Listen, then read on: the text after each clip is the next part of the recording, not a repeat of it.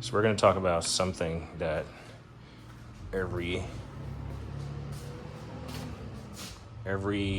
car owner, regardless of what you have, should look into, especially when you buy a used vehicle. So this is a '06 Tacoma in pretty good condition. It has, let's see,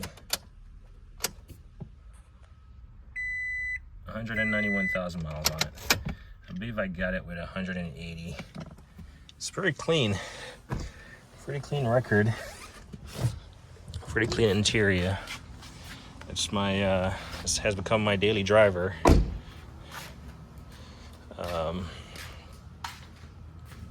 As you can see, it's a pre-runner Toyota Tacoma pre-runner V6 SR5.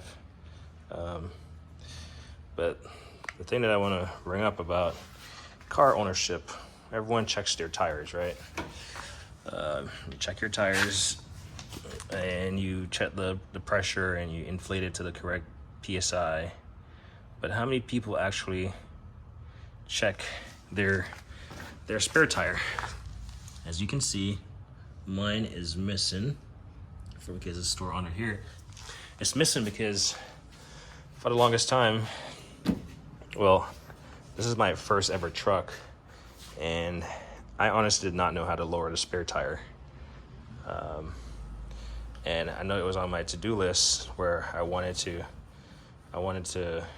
try out the little jack, which is stored in there, the jack. I wanted to know where to jack this thing up in the event that I needed it.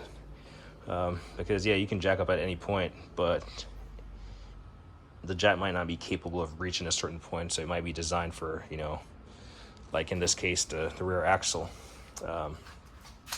But the point I'm trying to make 2 minutes in is that look at this tire.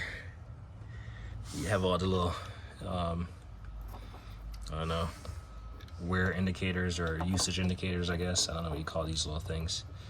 You got a lot of threads on it. This is brand new, never been used. Clearly, it has never really been driven on. You can see all the little spikes on it. Now I took it off because I wanted to learn to figure out how to lower this thing in the event that I had a flat.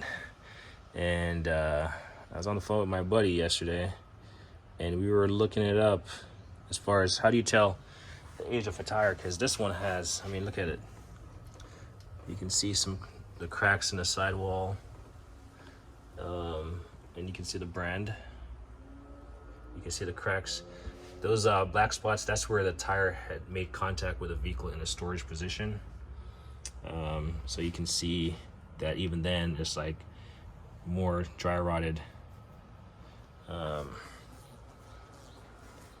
It's an annoying fly.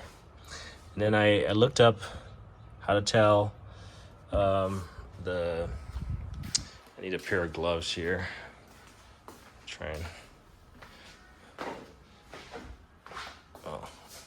I just need to like maneuver this tire slightly.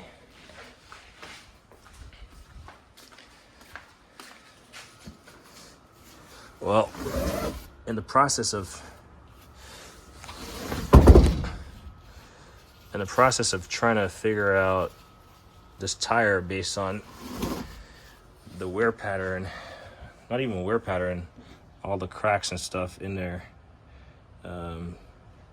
I looked up how to tell the year it was made or whatever information, and I'm pretty sure, so it goes in weeks, right? So this is like the 50th week or something, but basically it tells me this tire was made in '05. If someone else knows something else, let me know. But this is an '06 Tacoma. Was bought like January of 2006. Based on the registration, first sold, and this is an '05 tire. So this has been beneath this Tacoma since effectively 2005, and it's now what, 2023. So yeah, Most tires, their life cycle depends on usage, wear and all that, wear and tear, and driving conditions. Most are good for 6 years. Most people don't recommend beyond 10 years. And I'm saying that not as an expert, but something I read last night. So most people never think to replace their spare tire. This being over 15 years old, 17 years old, this is unsafe for people on the road, for yourself, for your own safety, for my safety. So I took it off, and I'm gonna get a tire replaced. I mean, the tire is brand new, so you're like, man, this tire is brand new. And I know to some people they're fine with this, but I'm not fine with leaving this on here for the next 20 years. And in fact, the rated PSI for this, so part of the reason why I wanted to take it down also was to inflate it to the proper PSI, or to check the PSI, because the valve stem, which is right here, so it's positioned in the car in this position. This part faces up, hence why it has these contact marks with the subframe or the frame. So the valve stem is kind of not accessible. But here's it's 51 PSI.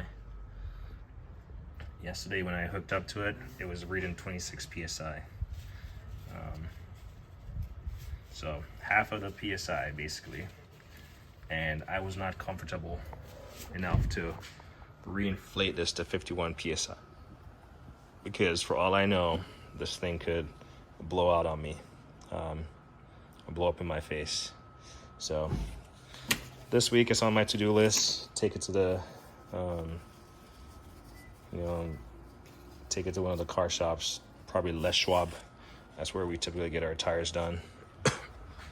And just get a cheap tire. I don't need a fancy tire just for a spare tire.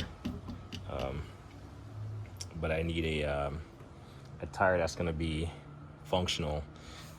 Right now, they have some Bridgestones on here. Or it came with some Bridgestones, and I mean, they're pretty decent. So definitely learned how to jack this thing up yesterday. I mean, I've used my regular floor jack initially when I bought it, but using the actual emergency jack that it comes with, and then knowing how to undo this thing. I just have this thing blocking my license plate just for privacy purposes, but it basically comes with a connecting rod, and you push it in there, it makes contact, and then with a little eyelet, and you spin it counterclockwise to lower. So check your spare tire, check the date on it. It actually tells me, like my Acura here is an 08, and I guarantee you the spare tire is original to this car, and in fact the valve stem is leaking on it. So I doubt they have those in stock, so I might have to ask them about it if they can order it, and I'm gonna get a new spare tire for this car. The Honda back there, it's a 2015, so I'm pretty sure that's fine for a little bit, but certainly this Tacoma is gonna get a new spare tire. It's just insurance just sitting under your car.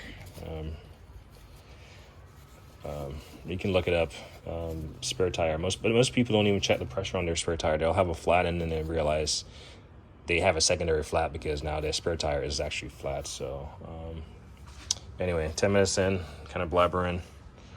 Check your spare tire, know how to lower it, know how to use your emergency jack, and show your wife, kids, friends. And then, yeah, when you do servicing on the car, this is going to be cumbersome, right? So let's say you take this to a shop for an oil change, and they're like, oh, we did a multi-point inspections, whatever, and inflated all your tires. How do you know that the mechanic went through the trouble of lowering this thing, or do you even know that they knew how to lower it? How do you tell that they actually inflated this to the car PSI? Is that part of what is done at tire shop? Not tire shops, but at your regular checkup, your servicing. So it's yours. Take ownership of it, and that's what I'm gonna do in my case. In my case, as you can see, I just threw it in the truck bed because I was like, I'm not gonna put it back under there. It's not gonna walk off. Yeah. Anyway, like me always say, like on editing.